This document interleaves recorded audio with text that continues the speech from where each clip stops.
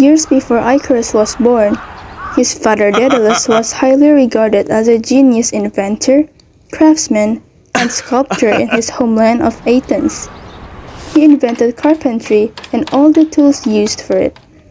He designed the first bathhouse and the first dance floor.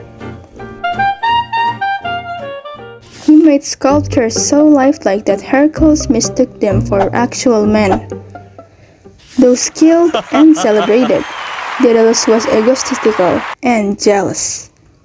Worried that his nephew was a more skillful craftsman, Daedalus murdered him. As punishment, Daedalus was banished from Athens and made his way to Crete. Preceded by his storied reputation, Daedalus was welcomed by open arms by Crete's King Minos. "Welcome, welcome, Daedalus, master of invention. Your name has reached even my palace halls.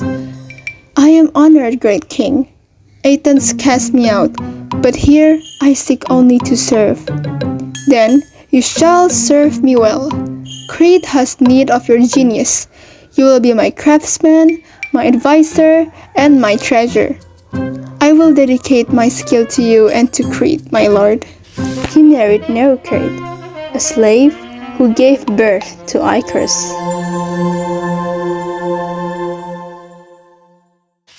There, acting as the palace technical advisor, Daedalus continued to push the boundaries. For the king's children, he made mechanically animated toys that seemed alive. He invented the ship's sail and mast, which gave humans control over the wind. With every creation, Daedalus challenged human limitations that had so far kept mortals separate from gods. Until finally, he broke right through. King Minos' wife, Pasiphae, had been cursed by the god Poseidon to fall in love with the king's prized bull. Under this spell, she asked Daedalus to help her seduce it. With characteristic audacity, he agreed. "Daedalus, you are known as the greatest craftsman in all of Greece. I need your skill. The gods have cursed me. I am consumed with longing for the king's bull. You must help me." Daedalus constructed a hollow wooden cow, so realistic that it fooled the bull. With Pasiphae hiding inside Daedalus' creation, she conceived and gave birth to the half-human, half-bull Minotaur.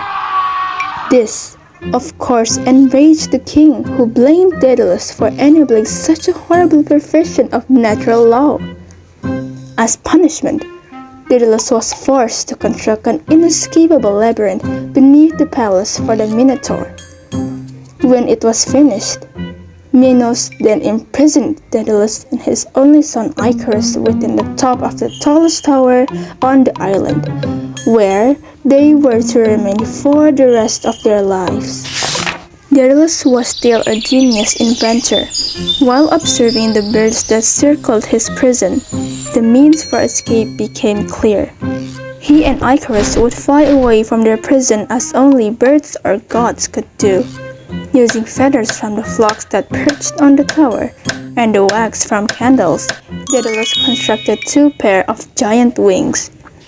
As he strapped the wings to his son Icarus, he gave a warning. Flying too near the ocean would dampen the wings and make them too heavy to use. Flying too near the sun, the heat would melt the wax and the wings would disintegrate. In either case, they surely would die.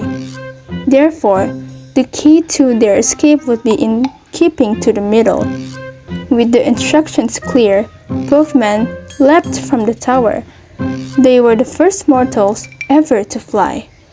While Daedalus stayed carefully to the midway course, Icarus was overwhelmed with the ecstasy of flight and overcome with the feeling of divine power that came with it. Daedalus could only watch in horror as Icarus ascended higher and higher, powerless to change his son's dire fate. When the heat from the sun melted the wax on his wings, Icarus fell from the sky. Just as Daedalus had many times ignored the consequences of defying the natural laws of mortal man in the service of his ego, Icarus was also carried away by his own desires. In the end, both men paid for their departure from the path of moderation dearly, Icarus with his life and Daedalus with his regret. So, what can we learn from the story of Icarus? Wisdom is greater than ambition. Dreams and talents must always be balanced with humility and discipline. Jealousy shouldn't cause a conflict. Humans must remember their own limits. Trying to rise beyond them often ends only in regret.